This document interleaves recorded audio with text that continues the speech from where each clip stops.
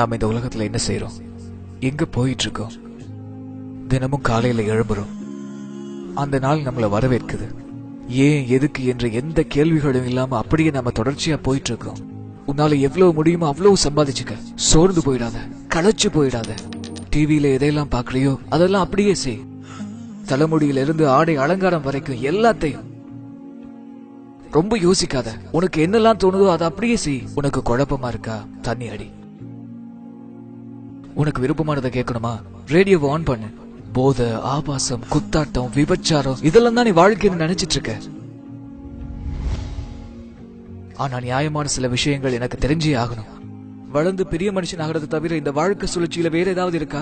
வாழ்ற வரைக்கும் வாழ்ந்துட்டு நமக்கு பிடிச்சவங்களை நம்ம வீட்டை பிரிஞ்சு போறதுதான் வாழ்க்கையா? உன்னோட எல்லா சொத்தையும் உனக்கு பின்னாடி இன்னொருத்த அனுபவிக்கிறான். இந்த தொடர் முடியறதுக்கு முன்னாடி எனக்கு ஒரு விஷயம் கண்டிப்பா தெரிஞ்சே ஆகணும். ஏன்னா என்னோட மனசை ஏமாற்றி ஏமாற்றி என்னால வாழ்றதுக்கு நான் விரும்பவே இல்லை. இதை தவிர இன்னொரு வாய்ப்பெடுக்கவும் நான் விரும்பல. இதெல்லாம் வாழ்க்கையோட சாதாரணமான கேள்விகள். இதற்கான விடையை தேடி தேடி நான் அலையிறேன்.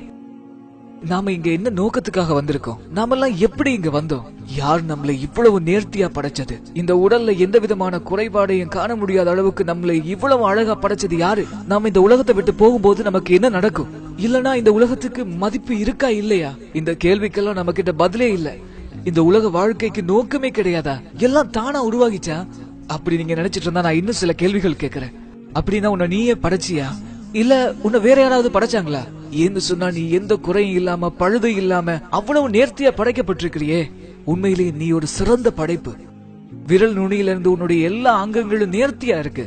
மனித கண்களுக்கு நிகரான ஒரு கேமரா இந்த உலகத்துல இல்லவே இல்லை. மனித மூளைக்கு நிகரான ஒரு கம்ப்யூட்டர் இந்த உலகத்துல எங்கேயுமே கிடையாது. அகில உலகம் அண்ட சராசரத்துல இருக்கிற எல்லாரும் சேர்ந்தாலும் ஒரு ஈய கூட படைக்க முடியாது. இப்படி எத்தனையோ அத்தாட்சிகள் இருந்தும் எல்லாத்தையும் நம்ம புறக்கணிச்சு வாழ்றோம். ஆனா அறிவியல் சொல்லுது உலகத்துல எல்லாமே தானா உருவாயிச்சு அப்படின்னு. ஒரு சின்ன கணக்கு, 0+0+0 என்னைக்குமே 1 ஆகாது. ஆகவே சிந்திங்க, இந்த ஒழுங்கமைப்பு எப்படி வந்துச்சு? எல்லாத்துக்குமே ஒரு தொடக்கம் இருக்கு, ஒரு படைப்பாளம் இருக்கா? ஏன் இந்த வீடியோ பாக்குறதுக்கு கூட இந்த வீடியோ யாராச்சும் அப்லோட் பண்ணிருக்கணும். பிக் பேங் தியரி எனக்கூடிய பெருவெடிப்பு கொள்கையை நாம நம்புறோம். ஆனா அந்த பெருவெடிப்பு கொள்கைக்கு காரணமானவன நாம நம்ப மறுக்கிறோம். அல்லாஹ் ஓர் ஆன்மாவில் இருந்து அனைத்தையும் படைத்தவன். அவன் தான் நித்திய ஜீவன், எஜமானன், ஆட்சியாளன், அனைத்தையுமே நிர்வகிப்பவன். அவனுடைய படைப்புகளை போல அவன் கிடையவே கிடையாது. அவன் கற்பனைகளுக்கு அற்பாற்பட்டவனா இருக்கான். மேலும் அவன் மனுஷன் கிடையாது. அவனுக்கு இணையா இந்த உலகத்துல எதுவுமே இல்ல. உன்னை புரிஞ்சுக்கங்க, அவனுக்கு நிகர் அவன் மட்டும்தான். மேலும் புரிஞ்சுக்கங்க, நம்மள அவன் அப்படியே விட்டுற மாட்டான். இந்த உலகத்தை பாக்குற போது எவ்வளவோ நேர்த்தியான படைப்புகளை நாம பாக்குறோம், ஆனா புறக்கணிச்சு வாழ்றோம். ஒவ்வொரு மெஷினுக்கும் அதனுடைய இயற்கை பொறிமுறைக்கு ஒரு புத்தகம் இருக்கிற மாதிரி நம்முடைய வாழ்க்கைக்கு ஒரு புத்தகம் இருக்கு. அது திருக்குர்ஆனும் இஸ்லாமும் தான். இது மட்டும்தான் சரியான தேர்வு. இங்க பாருங்க, லாஜிக்கா சொல்லணும்னு சொன்னா இறைவன் என்பவன் ஒரே ஒருத்தன் தான். இதுதான் இறைவனோட இலக்கணமா இருக்கும். எந்த விதமான முரண்பாடுமே இல்லாம ஒரு மறை. அறிவியலும் வரலாற்று ஆவணங்களும் மனித கருவை பற்றிய முழுமையான விவரங்களும் அடங்கிய ஒரு மறை. மனிதனை ஒரே ஒரு துளி இந்திரியத்திலிருந்து படைச்சதா அல்லாஹ் சொல்றான். நம்மளாம் ஏன் சிந்திக்காம இருக்கிறோம்? நமக்கெல்லாம் ஏன் இந்த சிந்தனை வரவே இல்லை? நம்மளாம் தானா உருவாகிறோம்னு சொல்லி நினைச்சிட்டு இருக்கோமா? உங்களை எல்லாம் ஒட்டி கொள்ளக்கூடிய அட்டை பூச்சியினுடைய உருவத்தை போல படைச்சோன்னு அல்லாஹ் சொல்றான். இதை சிந்திச்சு பார்க்கிறவங்க அதை ஏத்துக்கிறாங்க உண்மைன்னு சொல்லி இன்றைய விஞ்ஞான உலகம் அதை நம்புது. மேலும் பூமியில மலைகள் முளைகளாக ஊன்றப்பட்டிருப்பது பற்றியும், 2 கடல்கள் சங்கமிக்கும் ஆனா ஒன்றிணையாதுங்கிறத பற்றியும், மேலும் கோள்கள் தங்களுடைய நீள்வட்ட பாதைகள் தொடர்ந்து வலம் வருகின்றன. இரவு பகல் மாறி மாறி வருகிறது. விரிவடையும் பிரபஞ்சம், அதுல தோன்றக்கூடிய எல்லா உயிரினங்களும் நீரிலிருந்து படைக்கப்பட்டது. இன்னும் எத்தனையோ வரலாற்று சம்பவங்களும் பாதுகாக்கப்பட்ட ஃபிரௌனுடைய உடலும், உலகிலேயே ரொம்பவும் தாழ்வான பிரதேசமான ரோம் தேசத்தை பாரசீகம் என்றது. விலா எலும்புக்கும் முதுகுக்கு இடையில பீரிட்டு ஓடக்கூடிய நீர்ல இருந்து மனிதன் படைக்கப்பட்டான். இப்படி எத்தனையோ விஷயங்கள் ஒரு வார்த்தை கூட மாறாம அப்படியே இன்னைக்கு நம்ம கண் முன்னாலே இருக்கக்கூடிய வேதம் குர்ஆன் மட்டும்தான். தயவு செஞ்சு எனக்கு விளக்க சொல்லுங்க.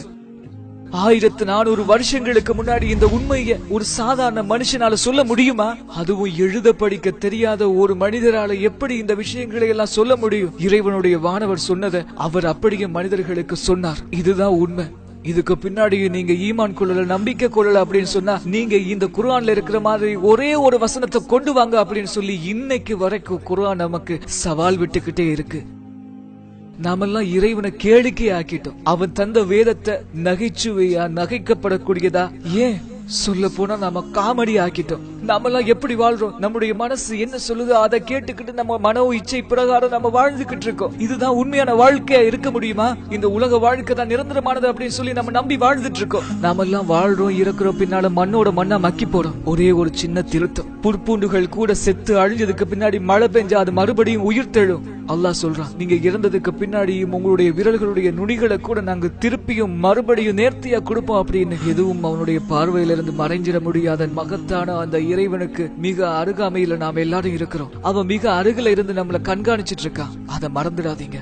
மேலும் இதையே நீங்க மறந்துடாதீங்க, நம்முடைய சொத்து, செல்வம், ஆரோக்கியம், குழந்தைகள் எல்லாவற்றை கொண்டு நாம சோதிக்கப்படுவோம். எல்லாம் நமக்கு வசப்படுத்தி தரப்பட்டிருக்கிறதையும் நீங்க நினைச்சு பாருங்க. நம்முடைய செயல்களுடைய ஏடுகள் நாளைக்கு நாம மறைஞ்சதுக்கு அப்புறம் நம்முடைய கைகள்ல கொடுக்கப்படும் அப்படிங்கறத மறந்துடாதீங்க.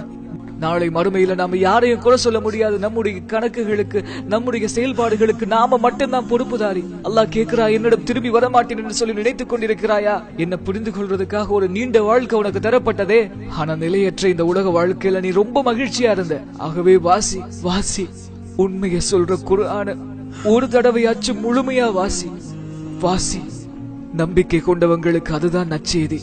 நிராகரித்தால் வாசி.